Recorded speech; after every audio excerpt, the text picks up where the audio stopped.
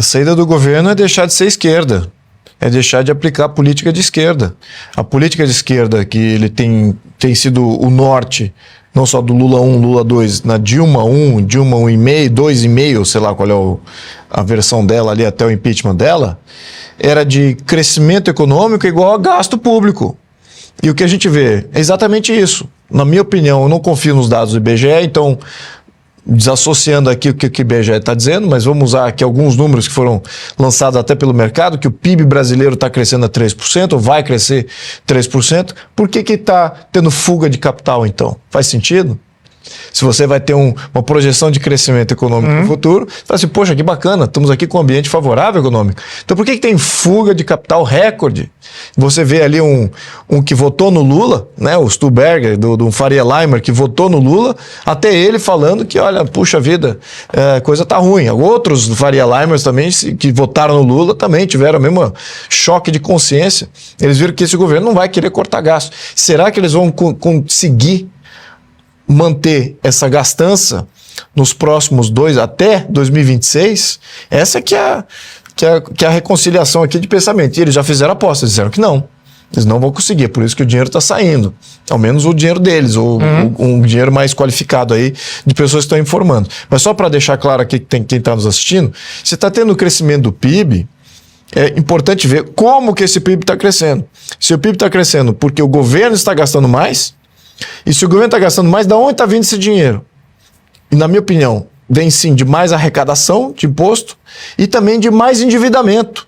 Então, duas coisas que não se multiplicam você está tirando poupança e renda da sociedade, da geração interna, e jogando para o outro bolso, que é onde sai, e o governo sai de acordo com o que o governo quer. Com juro altíssimo? Aos padrinhados. Aos padrinhados, ele não sai para uma economia de uma maneira natural. Ele sai exatamente para vai para a construção civil, para os amiguinhos da construção civil, vai para algum plano de algum governador em algum estado corrupto, vai para algum plano de algum desses financiadores aí, para dar linhas de crédito a vários setores aí, regionais, que são todos amiguinhos apadrinhados. Então o dinheiro volta, mas volta meio que carimbado e com esses amiguinhos no sistema se beneficiando. E se não tiver isso, o governo não tem apoio parlamentar, porque é aí onde está o Centrão. Essas são as amarras e os ganchinhos do Centrão em todas essas saídas de dinheiro do governo, dos gastos do governo. Então o governo gastar, ele está dizendo, o governo gastar é vida dele como governo. Se ele parar de gastar, ele para de alimentar a máquina corrupta, que é a máquina federal, todas as oligarquias vinculadas ao Centrão, o Centrão deixa de dar apoio político federalmente para o governo. Aí acaba essa utopia que eles estão vivendo agora, essa grande mentira que eles estão vivendo agora. E aí passa só a depender da economia real. E a economia real, aquela que não é dependente de gasto de governo, na minha opinião, está indo muito mal. São pequenos e médios empresários fazendo a mesma... A classe média brasileira, fazendo a mesma conta do que esses grandes Faria Limers que ficaram decepcionados, porque já viram que esse governo não vai parar de gastar, não há nenhum plano efetivo para cortar gastos e, exatamente, eles não vão conseguir sustentar o país os próximos 2 anos. E, ao mesmo tempo, aí é que vem o agravante à situação brasileira, ao investidor brasileiro e aquele que quer empreender aqui no Brasil. Nos Estados Unidos, assumindo o Trump, o plano dele é exatamente o oposto do plano brasileiro. É um plano de gastar menos, de cortar gastos, ter mais equilíbrio fiscal. Isso vai reforçar o Estado, né? Reforçar a moeda. Isso reforça a moeda dólar, fica mais forte quando você está equilibrado. Ao mesmo tempo, reduzir impostos para empresas e reduzir impostos para pessoa física. Então as empresas vão estar com mais caixa para poder contratar e pagar melhor seus funcionários e comprar mais produtos e fazer girar mais mercadoria.